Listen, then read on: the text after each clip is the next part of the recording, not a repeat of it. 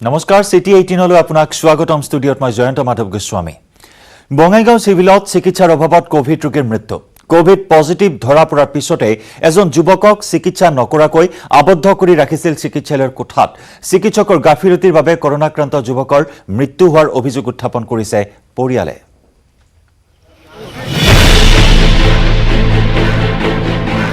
বঙাইগাঁও অসামৰিক চিকিৎসালয়ত কোভিড আক্ৰান্তক চিকিৎসকৰ হেমাহি চিকিৎসাৰ অভাৱতে যুৱকৰ মৃত্যুৰ অভিযোগ আনিলে পৰিয়ালে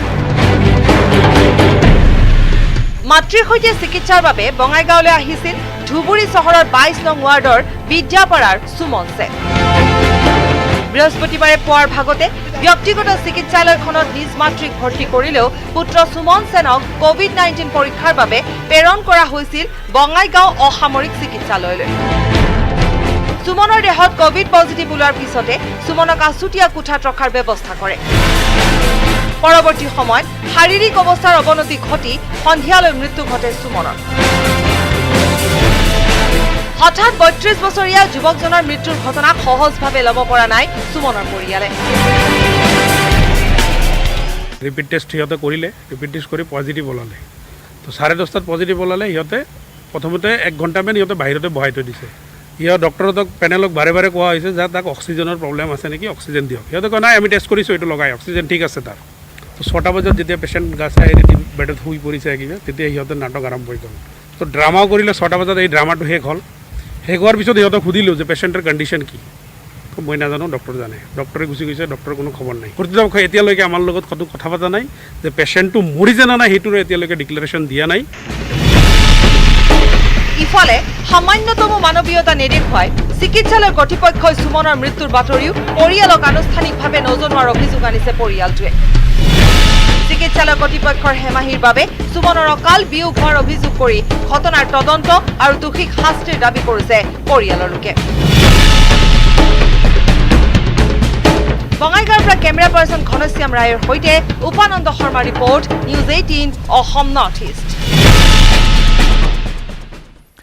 মুকলি আকাশৰ তললৈ ওলাই অহাৰ সৌভাগ্য নহল কৃষক নেতা অখিল গগৈৰ এনআইৰ আদালতত নাকচ হল অখিল গগৈৰ জামিন চানমাৰী থানাৰ মূল গোচৰৰ শুনানি আছিল এনআইৰ আদালতত নাগৰিকত্ব সংশোধনী আইনৰ বিৰুদ্ধে সবলভাৱে নেতৃত্ব দি চৰকাৰী ৰোষত পৰিছিল নেকি কৃষক মুক্তি সংগ্ৰাম সমিতিৰ নেতাগৰাকী যাৰ বিৰুদ্ধে অখিলৰ বাবে শেহতীয়াকৈ জাপি দিয়া হৈছে 13টাকৈ গোচৰ 13টাকৈ গোচৰৰ এই পৰ্যন্ত 11টা গোচৰত জামিন লাভ কৰে অখিল গগৈয়ে চানমাৰী থানাত থকা এনআইৰ মূল গোচৰত জামিন লাভ কৰিলে অখিল গগৈ মুক্ত আকাশৰ তললৈ ওলাই অহাৰ সম্ভাৱনা আছিল কিন্তু আদালতত উপযুক্ত প্ৰমাণ দিব নোৱাৰাৰ বাবে শুকুৰবাৰে নাকচ কৰে অখিল গগৈৰ জামিন আবেদন সংগঠনটোৰ আন 3 সদস্যই ইতিমধ্যে লাভ কৰিছে জামিন অখিল গগৈৰ জামিনক লৈ গুৱাহাটী উচ্চ ন্যায়ালয়ত আবেদন দাখিল কৰিব বুলি জনালে অখিল গগৈৰ অধিবক্তাই 17 ডিচেম্বৰৰ পৰা কাৰাবন্দী হৈ আছে কৃষক নেতা অখিল গগৈ আৰু বৰ্তমানে কোভিড-19ত আক্ৰান্ত হৈ জিএমচিএইচত চিকিৎসাধীন কৃষক নেতাগৰাকী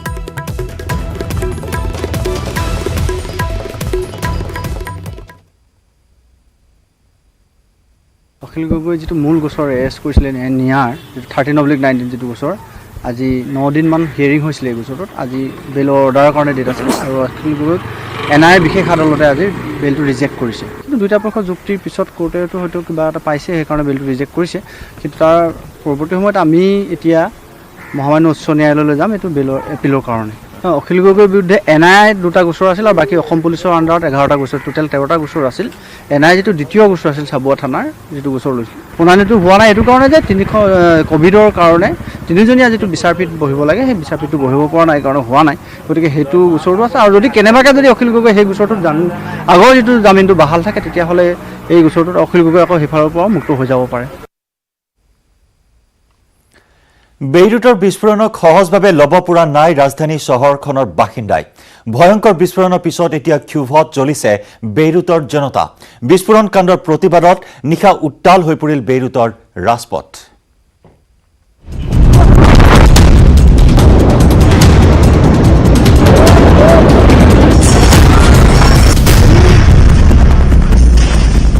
ধ্বংসস্তূপত পৰিণত হোৱা এখন চহৰ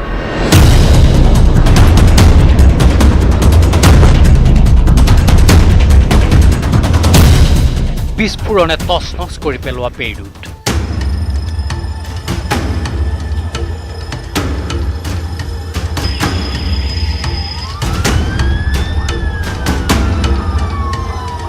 বেইৰুটৰ চাৰিওফালে কেৱল এতিয়া ধ্বংসস্তূপ।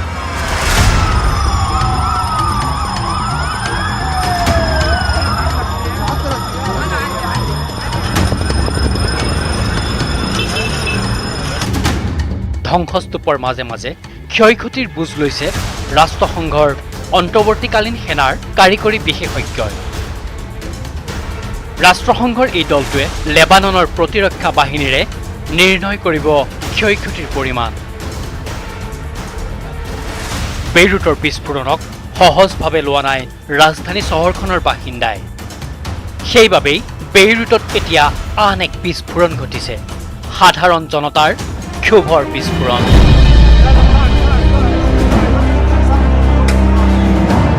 বৃহস্পতিবাৰে নিশাৰ দৃশ্যয়া সাধাৰণ জনতাই সাব্যস্ত কৰিছে প্ৰতিবাদ। শিল দলিয়াই আক্ৰমণ কৰিছে নিৰাপত্তাৰক্ষীক। আৰক্ষীয়ে জনতাক নিয়ন্ত্ৰণ কৰিবলৈ নিক্ষেপ কৰিছে কন্দুৱা গেছ। এক উত্তপ্ত পৰিস্থিতি। মঙলবাৰে 135 জন লোকৰ প্ৰাণ কাঢ়ি নিয়া বিস্ফোৰণটোৰ পিছতেই আক্ৰমণাত্মক হৈ পৰে দেশখনৰ জনতা। লেবাননৰ চৰকাৰৰ বিৰুদ্ধে দুৰ্নীতি, অৰ্থনৈতিক দুৰৱস্থাৰ বাবে ক্ষোভিত হৈ আছিল নাগৰিকসকল। তাৰ মাজতে বিস্ফোৰণ, ফ্ৰান্সৰ ৰাষ্ট্ৰপতি ইমানুৱেল মেক্ৰক ৰাজআতিথ্য। এই সকলোবোৰে ধৈৰ্যৰ বান্ধ ছিঙি নিয়ে বেইৰুটবাসীৰ। আৰু তাৰ ফলস্বৰূপেই বেইৰুটত সৃষ্টি হ'ল এই যুদ্ধসদৃশ পৰিস্থিতিৰ। আনহাতে এফালে লেবাননৰ 61 লাখ কোভিড আক্ৰান্তৰ চিকিৎসা, আনফালে বিস্ফোৰণত আহত প্ৰায় 4,000 লোক। ভোটৰ ওপৰত দানহ পৰা দি বিস্ফোৰণত ক্ষতিগ্ৰস্ত বেইৰুটৰ কেইবাখনো চিকিৎসালয়। বিস্ফোৰণত আহত হয় বহু চিকিৎসাধীন লোকো।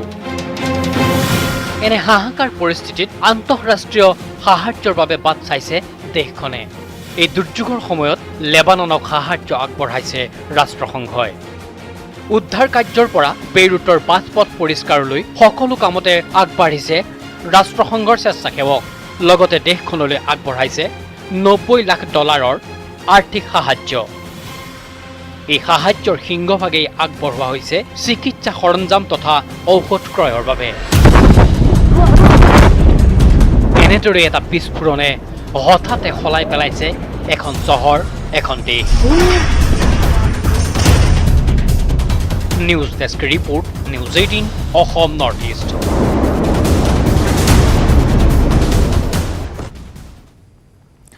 কামপুৰৰ তেতেলীখৰাৰ গুজুঙাডুবা বিলত মাছৰ অস্বাভাৱিক মৃত্যু। পুৱাই বিলখনত উপঙি উঠিল সহস্ৰাধিক মৰা মাছ। কিন্তু কিহৰ বাবে মৃত্যু ঘটিল শ শ মাছৰ? পানীত উপঙিছে মৃত মাছ। কামপুৰৰ তেতেলীখৰা গুজুঙাডুবা বিলত মাছৰ অস্বাভাৱিক মৃত্যুক লৈ উদ্বিগ্ন অঞ্চলবাসী।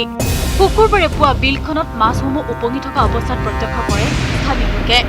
বিলখনত থকা কাৱৈ, গৰৈ, বৰালি, পুঠিকে ধৰি বহু থলুৱা প্ৰজাতিৰ মাছৰ ইতিমধ্যে মৃত্যু হৈছে। উল্লেখ্য যে বৃহস্পতিবাৰে বিয়লি ভাগৰ পৰাই বিলখনত এটা দুটাকৈ মাছ মৃত্যুমুখত পৰি উপঙি থকা স্থানীয় ৰাইজে প্ৰত্যক্ষ কৰিছিল যদিও শুকুৰবাৰে পুৱাৰ ভাগৰ পৰা অধিক হাৰত মাছ মৃত্যুমুখত পৰে। কি কাৰণত মাছসমূহ মৃত্যু হৈছে এই পৰ্যন্ত জানিব পৰা নাই যদিও উৎকট গৰমৰ বাবে মাছৰ মৃত্যু হৈছে বুলি স্থানীয় লোকে সন্দেহ কৰিছে। যোৱা 4-5 দিন ধৰি হোৱা তীব্ৰ ৰ'দ আৰু গৰমৰ বাবে ইতিমধ্যেই বিলখনৰ পানী শুকাই গৈছে, যাৰ বাবে বিলখনত মাছৰ অস্বাভাৱিক মৃত্যু হৈছে বুলিও স্থানীয় ৰাইজে মত প্ৰকাশ কৰিছে। তো আমি ভাবিছোঁ পানীটো বেছি শুকাই গৈছে, জোখতকৈ শুকাই যোৱাৰ কাৰণে গৰমত মাছটো চব মৰিছে। সন্দেহ কৰিছে এইটো ৰ'দৰ তাপটো বেছি হৈছে কাৰণে। মই আহিছোঁ ইয়াত, আহি পেলাই দেখি আছোঁ মাছটো ইমান মৰি আছে, সেইটো গৰমত দিলে মৰি আছে মাছটো। বেবেজিয়াৰ পৰা Bhaskarjyoti Saikia, news 18 Assam north east.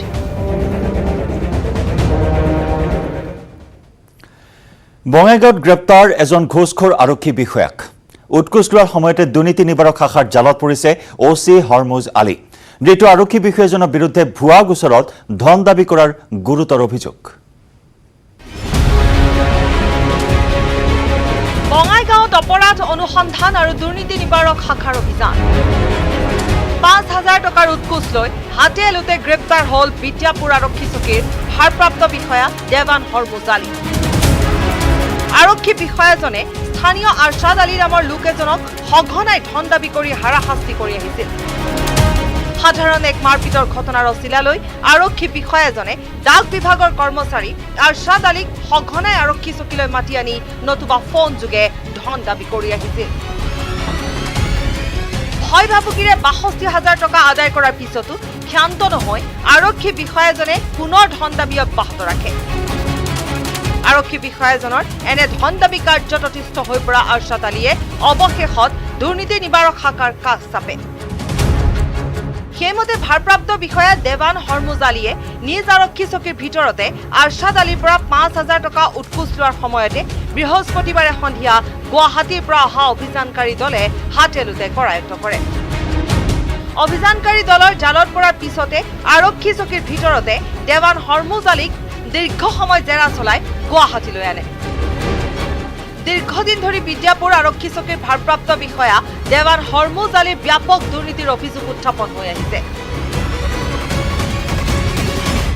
আমাক অভিযোগ দিছিলে আছাউদ্দিন আলী বুলি তেখেতে আমাক অভিযোগ দিয়া অভিযোগৰ ভিত্তিত আমি এটা কেছ ৰুজু কৰোঁ এণ্টি কৰাপশ্যন ব্যুৰোত আৰু আজি আহি আমি ট্ৰেপ কৰি তেখেতক আমি কৰায়ত্ব কৰোঁ তেওঁক আমি ৫,০০০ টকা ট্ৰেপ কৰিছোঁ আৰু আগত তেওঁ কিবা কেছৰ সংক্ৰান্তীয় পইচা লোৱা বুলি অভিযোগ আছে সেইখিনি আমি তদন্ত কৰিম বঙাইগাঁৱৰ পৰা কেমেৰা পাৰ্চন ঘনশ্যাম ৰায়ৰ সৈতে Upananda Sharma report news 18 Assam north east Barpeta চহৰৰ সমীপৰ কান্দাপাৰা বজাৰত চলিছে অনৈতিক কাৰ্যকলাপ জুৱাৰ আড্ডাৰ লগতে ড্ৰাগছৰ মদৰ ঘাটিত পৰিণত হৈছে কান্দাপাৰা বজাৰ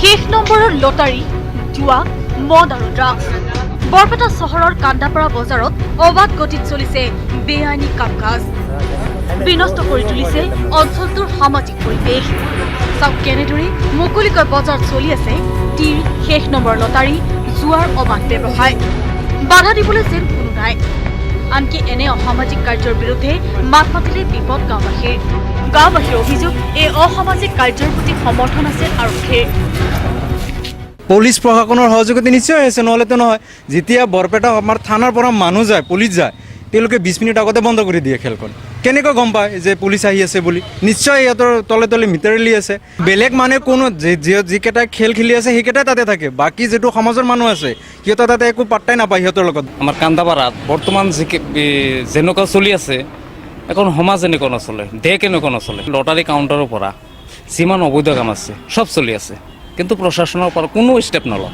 যিখিনি কাম আমাৰ তাতে চলি আছে তাৰ পৰা মানে কিছুমান ল'ৰাও নষ্ট হৈ যায় আছে বৰপেটা ডিষ্ট্ৰিক্টৰ SP ছাৰক মই অনুৰোধ জনাইছোঁ যাতে আমাৰ তাতে যিমান অবৈধ খেল চলি আছে এইবিলাক বন্ধ কৰি দিয়ে গাঁওখনত চলি থকা টিৰ শেষ নম্বৰ লটাৰী জুৱা মদ গাঞ্জা বন্ধ কৰাৰ বাবে ৰাইজে আৰক্ষীক অভিযোগ দিয়াৰ পিছতো বজাৰখনত নিৰ্বিবাদে চলি আছে মদ জুৱা টিৰ আৰু শেষ নম্বৰ লটাৰীৰ অবৈধ ব্যৱসায় ইপিনে গাঁওবাসীক দেখুৱাবলৈকে ২ দিন আৰক্ষীৰ লোক বজাৰখনলৈ গৈছিল যদিও ৰহস্যজনকভাৱে আৰক্ষী উপস্থিত হোৱাৰ বহু পূৰ্বেই ব্যৱসায়ীসকলে আগতীয়াকৈ খবৰ লাভ কৰিবলৈ সক্ষম হয় বজাৰখনত চলি থকা জুৱাৰ খেলৰ বিৰুদ্ধে ব্যৱস্থা ল'বলৈ জিলা প্ৰশাসন আৰু আৰক্ষী অধীক্ষকক দাবী জনাইছে গাঁওবাসীয়ে বৰপেটাৰ পৰা Niranjan Das news 18 Assam north east city 18ত আমি খবৰৰ ধাৰা অব্যাহত ৰাখিম তাৰ পূৰ্বে লৈছো এটি চমু বাণিজ্যিক বিৰতি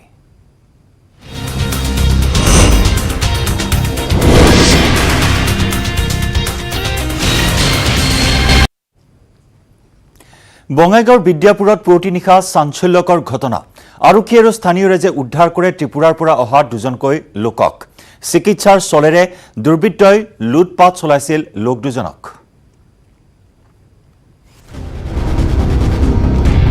বঙাইগাঁৱৰ বিদ্যাপুৰত পুৱতি নিশা চাঞ্চল্য অপহৰণকাৰী কবলৰ পৰা ৰক্ষা পৰিল ত্ৰিপুৰাৰ 2 লোক চিকিৎসাৰ চলেৰে আনি 10-11 জনীয়া দুৰ্বৃত্তৰ দলে অপহৰণ কৰিছিল ব্যক্তি দুজনক ইয়াৰ পিছতে দুৰ্বৃত্তৰ দলটোৱে ব্যক্তি দুজনৰ পৰা কাঢ়ি নিলে নগদ 30,000 টকাৰ লগতে মোবাইল ফোন ঘড়ী ATM কাৰ্ড আৰু লগত থকা সকলো বয় বস্তু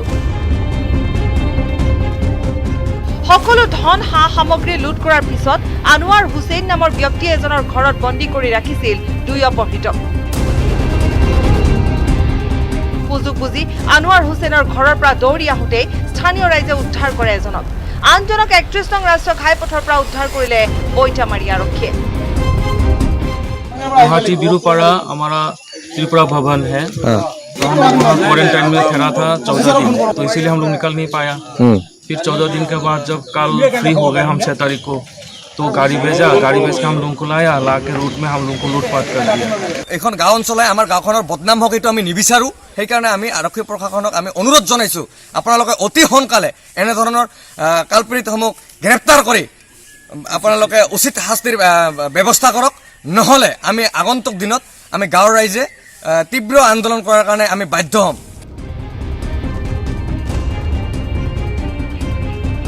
অপহৃত ব্যক্তি দুজনে ত্ৰিপুৰাৰ পৰা গুৱাহাটীলৈ আহি 14 দিনৰ কোৱাৰেণ্টিনত থকাৰ অন্তত ফুলকুমাৰী গাঁৱলৈ চিকিৎসাৰ সূত্ৰে আহিছিল বুলি জানিবলৈ দিয়ে। ইয়াৰ পূৰ্বেও বহুমূত্ৰ ৰোগৰ চিকিৎসাৰ নামত প্ৰবঞ্চনাৰ চিকাৰ হৈছিল এই দুই ভুক্তভোগী। জানকীবালা ৰাভাৰ একাউণ্টৰ যোগেদি কৌশলেৰে 5,000 টকা সৰকাই লৈ গৈছিল প্ৰবঞ্চক চক্ৰই। সমগ্ৰ বিষয় সন্দৰ্ভত বঙাইগাঁও আৰক্ষীয়ে অব্যাহত ৰাখিছে তদন্ত। বঙাইগাঁৱৰ পৰা Upananda Sharma, news 18 Assam north east. আৰু ইফালে 5-মহীয়া শিশুৰ হত্যাক লৈ উত্তপ্ত হ'ল সোণাই কাজিদহৰ। শ উত্তেজিত পুৰুষ মহিলাই অৱৰোধ কৰিলে শিলচৰ মিজোৰাম ৰাষ্ট্ৰীয় ঘাইপথ। পৰিস্থিতি নিয়ন্ত্ৰণৰ বাবে ঘটনাস্থলীত মোতায়েন কৰা হ'ল আৰক্ষী আৰু CRPFৰ বিশাল বাহিনী। দোষীক উপযুক্ত শাস্তি দিয়াৰ দাবীত পথ অৱৰোধ কৰে উত্তেজিত ৰাইজে। ইফালে কণমানিৰ হত্যাৰ লগত জড়িত 3 অভিযুক্তক আটক কৰিছে আৰক্ষীয়ে।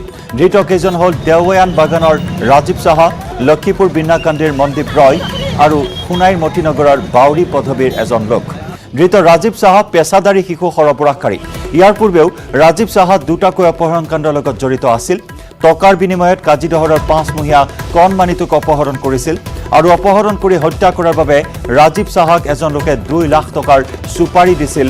এই কথা আৰক্ষীৰ জেৰাত প্ৰকাশ কৰিছে মূল অভিযুক্তই। ইফালে আৰক্ষীক জনোৱা মতে হাতৰ পৰা শিশুটি পৰাৰ বাবেহে মৃত্যু হৈছিল।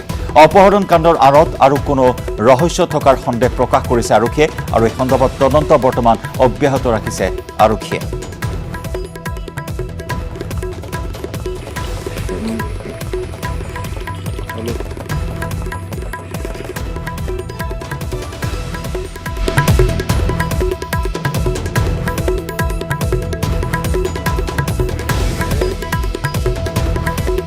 দলঙৰ তলত মাটিত পুতি থোৱা অৱস্থাত উদ্ধাৰ কৰা হয় এই কণমানিটিক। মঙলবাৰে অপহৰণ কৰিছিল। সন্ধিয়াৰ ভাগত খিৰিকী ভাঙি দুৰ্বৃত্তই লৈ গৈছিল কণমানিটোক আৰু তাৰ পিছতে 10 লাখ টকাৰ মুক্তিপণ হিচাপে দাবী কৰিছিল। কিন্তু জীৱিত নহয়, মৃত অৱস্থাতে উদ্ধাৰ হ'ল 5-মহীয়া এই দেৱ শিশুটি। নৰপিশাচে হত্যা কৰিলে অতি নৃশংসভাৱে এই কণমানিটিক আৰু ইতিমধ্যে এগৰাকী মহিলাসহ 3জনক আৰক্ষীয়ে জালত পেলাবলৈ সক্ষম হৈছে। কিন্তু চুপাৰি কিলাৰ এই মুহূৰ্তত আমি জনাইছোঁ, চুপাৰি কিলাৰে হত্যা কৰিলে কণমানি শিশুটিক।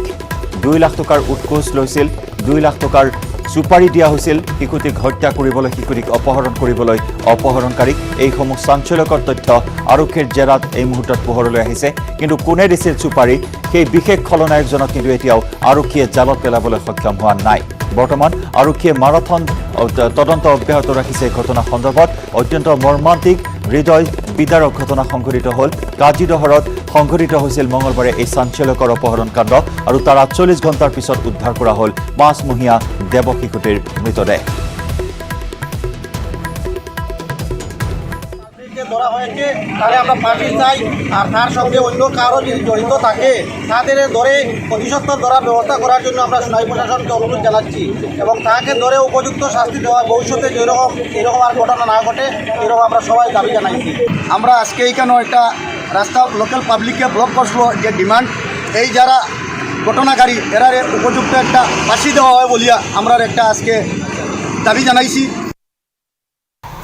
ওদের পরিবারের দিক থেকে একটা দাবি কালকের থেকেই ছিল যে সিআইডি ইনকোয়ারি দেওয়া হোক এবং তাদের সঙ্গে আমি একমত এবং সিএমকে আমি চিঠি লিখেছি সিআইডি ইনকোয়ারির জন্য। কারণ নেহা বাগদির কিডন্যাপারদের আজকাল এখনো ধরা যায়নি, নেহা বাগদিকে এখন পর্যন্ত পাওয়া যায়নি।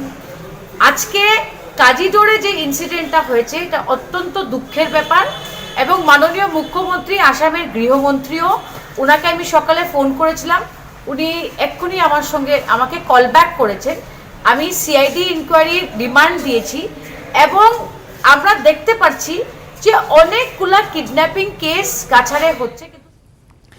মৰিগাঁৱত মন্ত্ৰী পীযুষ হাজৰিকাই উদ্বোধন কৰিলে সকলোৰে সপোন ঘৰ হ'ব আপোন শীৰ্ষক দ্বিতীয় পৰ্যায়ৰ আঁচনিৰ।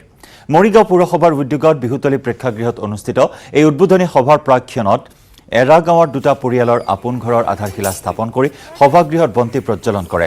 লগতে মন্ত্ৰীগৰাকীৰ নিজ সমষ্টিত জানাজাক লৈ হোৱা উত্তপ্ত পৰিস্থিতি সন্দৰ্ভত কয় যে এনেধৰণৰ অপ্ৰীতিকৰ পৰিৱেশ সৃষ্টি কৰাটো বাঞ্ছনীয় নহয়।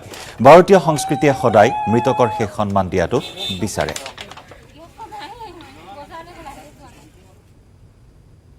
দুটা ফেজত, প্ৰথম ফেজ আৰু দ্বিতীয় ফেজত ঘৰ আছিলে টোটেল 2511টা। আজি ছেকেণ্ড ফেজত আছিলে 1329টা। আজি আমি ছেকেণ্ড ফেজৰ ঘৰ ষ্টাৰ্ট কৰিছোঁ, ইয়াত আছিলে 1329 আৰু ফাৰ্ষ্ট ফেজত আছিলে 1182, টোটেল 2511 আৰু এতিয়ালৈকে প্ৰথম ফেজৰ 1072টা ঘৰ আৰম্ভ হৈছে, বিভিন্ন পৰ্যায়ত আছে। বাকী কেইটামান ঘৰ আৰম্ভ হোৱা নাই। মই ইতিমধ্যে ডিচি ডাঙৰীয়াকো কৈছোঁ, MLA ডাঙৰীয়াকো কৈছোঁ, ইঅ' ডাঙৰীয়াকো কৈছোঁ যাতে সোনকালে ঘৰখিনি কমপ্লিট কৰে আৰু যিখিনি আৰম্ভ হোৱা নাই জলদি আৰম্ভ কৰে। 2511টা ঘৰ আজি অসম এতিয়ালৈকে মৰিগাঁৱত। গুৱাহাটী শোধনাগাৰে এৰিছে বিষাক্ত গেছ। বিষাক্ত গেছৰ ক্ৰিয়াত আক্ৰান্ত হৈছে নুনমাটিৰ ৰাইজ। শ্বাস প্ৰশ্বাসজনিত ৰোগত ভুগিছে অঞ্চলবাসী। বিগত কেইবা মাহ ধৰি শোধনাগাৰৰ পৰা নিৰ্গত হৈ থকা বিষাক্ত গেছৰ ফলত এতিয়া আতংকিত হৈ পৰিছে স্থানীয় ৰাইজ। বিষাক্ত গেছৰ ক্ৰিয়াত আক্ৰান্ত নুনমাটিবাসী ভুগিছে শ্বাস প্ৰশ্বাসজনিত ৰোগত। প্ৰদূষিত পৰিৱেশত ভীষণ সমস্যাৰ সন্মুখীন হৈছে শিশু আৰু বৃদ্ধ। নিশাৰ ভাগত এৰি দিয়া বিষাক্ত গেছে ক্ৰমান্বয়ে ভয়াৱহ কৰি তুলিছে নুনমাটিৰ পৰিৱেশ। শোধনাগাৰৰ পৰা বিগত কেইবা মাহ ধৰি নিৰ্গত হৈ আছে বিষাক্ত গেছ। উদ্বিগ্ন হৈ পৰিছে নুনমাটিবাসী। আজি এবছৰৰ পৰাই মোটামুটি খুব বেয়া গেছ এটা নিগৰিত হয়, যাৰ কাৰণে মোৰে দুজনী সৰু সৰু ছোৱালী আছে। সেই ছোৱালী দুজনীয়ে মানে অসুস্থ হৈ যায় ৰাতি হ'লে। কি কৰি আছে গুৱাহাটী ৰিফাইনাৰী, এইটো কি গেছ নিগৰিত কৰি আছে? এটাতো তেওঁলোকৰ আমি শুনা মতে পলিউশ্যন কণ্ট্ৰল বৰ্ডৰ পৰা তেওঁলোকৰ এটা সেয়াও আছে, কিন্তু যিটো গেছ নিগৃহীত কৰি আছে তেওঁলোকে ৰাতি, ই কিন্তু নুনমাটি অঞ্চলৰ কাৰণে বিৰাট ভয়ানক ৰূপ ল'ব। ৰাইজৰ প্ৰশ্ন, এটা বৃহৎ উদ্যোগৰ পৰা সৃষ্টি হোৱা প্ৰদূষণে ৰাইজৰ ক্ষতি সাধন কৰি অহাৰ পিছতো কিয় কাণ সাৰ নাই প্ৰদূষণ নিয়ন্ত্ৰণ বোৰ্ড নামৰ বিভাগটোৰ? অভিযোগ অনুসৰি নুনমাটিৰ আকাশত উৰি ফুৰে ছাইৰ দৰে পদাৰ্থ। বগা আৰু ক'লা ৰঙৰ পদাৰ্থবিধৰ বাবে চকু আৰু ছালৰ ৰোগত আক্ৰান্ত হোৱাৰ কথাও ব্যক্ত কৰে স্থানীয় লোকে। উদ্যোগটো থকাৰ বাবে বহুত সময়ে সময়ে বিভিন্ন ধৰণৰ হৈ থাকে। আজি বগা কিবা চিমনিৰ পৰে, কালি গোন্ধ ওলায় বা কালি কিবা ক'লা সেনেকুৱা পৰে। তেওঁলোকে ইমান ডাঙৰ এটা উদ্যোগ, তেওঁলোকে এইবোৰত আগতে ব্যৱস্থা ল'ব লাগিছিল, তাৰ পিছতহে তেওঁলোকৰ কাম কাজবোৰ কৰিব লাগিছিল। উল্লেখযোগ্য যে বছৰ বছৰ ধৰি নুনমাটি তেল শোধনাগাৰৰ পৰা এনেদৰে নিৰ্গত হৈ আছে বিষাক্ত গেছ, যাৰ বাবে দীৰ্ঘদিন ধৰি স্বাস্থ্যজনিত সমস্যাত ভুগি অহা ৰাইজে ইয়াৰ বিহিত ব্যৱস্থা গ্ৰহণ কৰিবলৈ শোধনাগাৰ কৰ্তৃপক্ষৰ ওচৰত দাবী জনাই আহিছে যদিও আজি পৰ্যন্ত লাভ কৰা নাই কোনো সুফল। এই সমস্যাৰ সমাধান বিচাৰি ৰাইজে শীঘ্ৰেই শোধনাগাৰ কৰ্তৃপক্ষক ব্যৱস্থা গ্ৰহণ কৰিবলৈ দাবী জনাইছে। নুনমাটিৰ পৰা অজয় বৰ্মনৰ report, news 18 Assam north east. CAA বাতিল আৰু অখিল গগৈৰ মুক্তিৰ দাবীত তিনিচুকীয়াৰ তালাপত AJYCPৰ মানৱ শৃংখলৰ কাৰ্যসূচী। অসম জাতীয়তাবাদী যুৱ ছাত্ৰ পৰিষদ ডাঙৰি চৈখোৱা আঞ্চলিক সমিতিৰ উদ্যোগত মানৱ শৃংখল কাৰ্যসূচী ৰূপায়ণ কৰা হয়। হাতে হাতে বেনাৰ প্লে কাৰ্ড লৈ প্ৰতিবাদী কাৰ্যসূচী ৰূপায়ণ কৰাৰ লগতে উল্লেখিত দাবীসমূহ পূৰণ নোহোৱা পৰ্যন্ত আন্দোলন অব্যাহত থাকিব বুলি হুংকাৰ দিলে প্ৰতিবাদকাৰীসকলে। কা বাতিল আৰু অখিল গগৈৰ মুক্তিৰ দাবীত তিনিচুকীয়াৰ তালাপত অসম জাতীয়তাবাদী যুৱ ছাত্ৰ পৰিষদৰ মানৱ শৃংখলৰ এই কাৰ্যসূচী। অসম জাতীয়তাবাদী যুৱ ছাত্ৰ পৰিষদ ডাঙৰি চৈখোৱা আঞ্চলিক সমিতিৰ উদ্যোগত মানৱ শৃংখল কাৰ্যসূচী ৰূপায়ণ কৰা হয়। হাতে হাতে বেনাৰ প্লে কাৰ্ড লৈ প্ৰতিবাদ সাব্যস্ত কৰাৰ লগতে দাবীসমূহ পূৰণ নোহোৱা পৰ্যন্ত আন্দোলন অব্যাহত থাকিব বুলি হুংকাৰ দিলে প্ৰতিবাদকাৰীসকলে।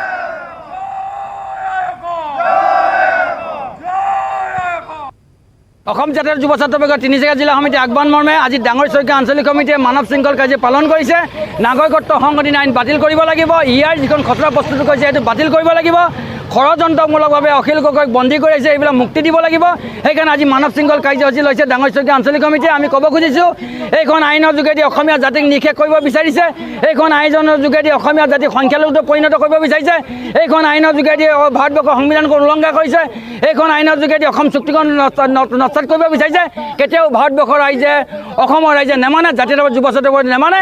এই কথাটো আমি মানৱ শৃংখল কাৰ্যসূচী ক'ব বিচাৰিছোঁ আৰু ক'ব বিচাৰিছোঁ কেন্দ্ৰীয় চৰকাৰ ৰাজ্য চৰকাৰ শীঘ্ৰে নাগৰিকত্ব সংশোধনী আইন বাতিল কৰক, শীঘ্ৰে ইয়াৰ খচৰা প্ৰস্তুত বাতিল কৰক আৰু শীঘ্ৰে অখিল গগৈ বিনা চৰ্তে মুক্তি দিয়ক, নহ'লে কিন্তু জাতীয়তাবাদী যুৱ ছাত্ৰ পৰিষদে হাত সাৱটি বহি নাথাকে। সেই কথাটো মানৱ শৃংখল কাৰ্যসূচীৰ যোগেদি আমি ৰাজ্যৰ ভিন্ন প্ৰান্তৰ লগতে নাহৰকটীয়াতো AJYCPৰ মানৱ শৃংখলৰ কাৰ্যসূচী।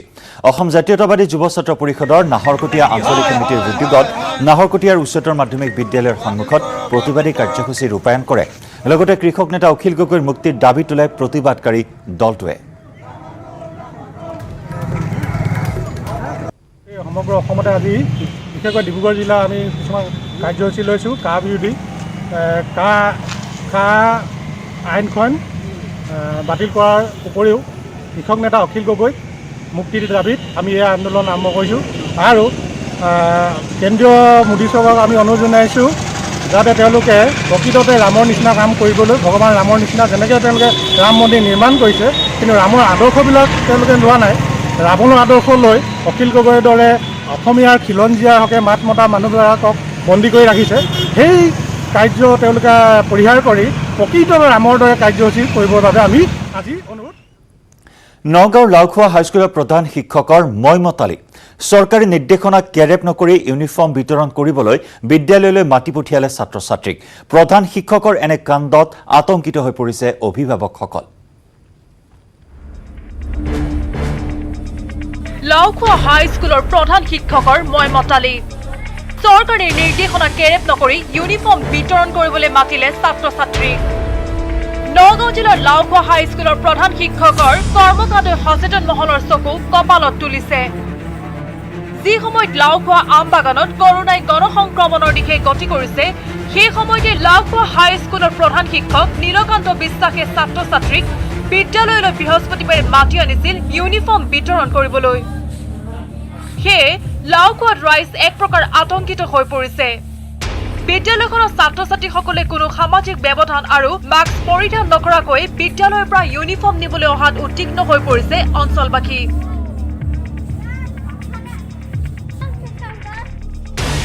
এই ঘটনাৰ পৰা কৰোনাৰ গণসংক্ৰমণৰ আশংকা হ'ব পাৰে বুলি চিন্তিত হৈ পৰিছে। প্ৰায় বিতৰ্কৰ মাজত সোমাই থকা বিতৰ্কিত প্ৰধান শিক্ষক নীলকান্ত বিশ্বাসে বিগত সপ্তাহতো বিদ্যালয়লৈ ছাত্ৰ ছাত্ৰী মাতি চাউল বিতৰণ কৰিছিল, কিন্তু চাউলৰ লগত দিবলগীয়া ধন ছাত্ৰ ছাত্ৰীক নিদিয়াৰ অভিযোগ উত্থাপিত হৈছিল। স্বেচ্ছাচাৰী শিক্ষকৰ মইমতালিত অতিষ্ঠ হৈ পৰিছে স্থানীয় ৰাইজ। পুৰণি গুদামৰ পৰা Hemanta Das, news 18 Assam north east. পৰৱৰ্তী অংশলৈ যোৱাৰ পূৰ্বে খন্তেক সময়ৰ বাবে লৈছো আন এটি চমু বাণিজ্যিক বিৰতি।